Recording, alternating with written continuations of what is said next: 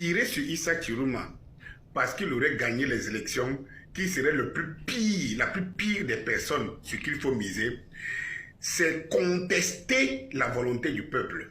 Vous ne pouvez pas dire que vous avez le peuple et c'est au nom du peuple que vous parlez et c'est pour le bien du peuple que vous parlez et vous allez contre la volonté du peuple. Il me semble aujourd'hui que les élections sont passées. Et si les élections sont passées, il y a un gagnant. Vous devez, si le gagnant est gagnant, c'est parce que le peuple l'a choisi. Vous ne pouvez donc pas être en contre-vent du peuple. Ça veut dire qu'aujourd'hui, tous ceux qui tirent sur Issa Chiruma sont en train de condamner le peuple qui a choisi. Le peuple a choisi. Et je pense que les leaders politiques n'attendent qu'un rêve, que le peuple les choisisse. Et si le peuple a choisi en âme et conscience, et le peuple a choisi au moment où personne ne s'y attendait, parce qu'on a toujours dit que le peuple camerounais est mort, il n'est pas capable de se lever, on a mené de longues campagnes pour amener les Camerounais à se soulever, ils ne se soulèvent pas. Mais comment pouvez-vous imaginer que le moment où les Camerounais se soulèvent contre toute attente, c'est là où vous les démontrez qu'ils ne devraient pas le faire. Ça, c'est une chose. La deuxième des choses, M. Franklin Nyamsi Ouattara Cameroun, j'aimerais tout simplement te dire quelque chose, c'est que tu as soutenu Guillaume Soro et tu le soutiens jusqu'aujourd'hui. Sauf que c'est Guillaume Soro qui a vendu Ouattara, qui a vendu la Côte d'Ivoire à Ouattara.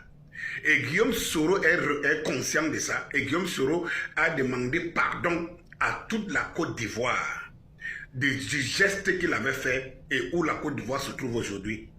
Sauf que toi, tu trouves moyen quand même de dire que Guillaume Soro est la solution. Tu es l'homme de Guillaume Soro. Guillaume Soro est la solution pour la Côte d'Ivoire.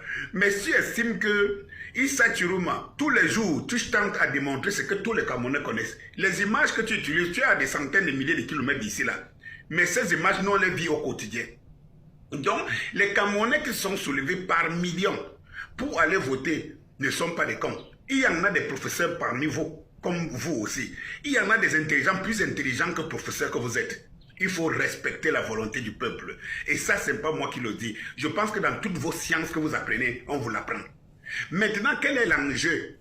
Qu'au moment du contentieux ou alors contentieux électoral, c'est-à-dire qu'au moment où le régime prend son temps à trouver une solution, comment contourner la victoire du peuple, que vous soyez là en cabale contre le peuple. Est-ce que c'est le moment, c'est important? Si vous voulez, gardez votre cabale juste après que Issa Chiruma ait pris le pouvoir.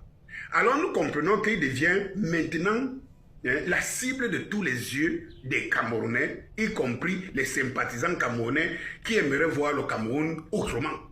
Mais qu'on ne comprenne pas qu'au sorti d'une élection, où on a vendu aux Camerounais le changement, l'expression changement, quel qu'en soit le cas, et que le Camerounais soit en passe de changer, et qu'on lui dise non, non, non, non, non, non, non, non, non, non, non, non, non, non, non, non, non, non, ce n'est pas lui. Je vous dis, vous jouez le jeu de qui? Et vous rimez à quoi? Vous rimez à quoi? Et tout. Et on a déjà voté. Donc vous n'êtes plus là en train de convaincre les Camerounais de ne pas voter Issa Chiruma. On l'a déjà voté. Pourquoi vous continuez donc la cabale contre lui? On l'a déjà voté, mais il n'est pas encore investi. Entre on l'a voté et il n'est pas encore investi. Pourquoi vous continuez à mener une campagne contre ça? En fait, c'est que vous voulez donner des armes au peuple. Vous voulez décourager le peuple et donner les armes au régime Biya.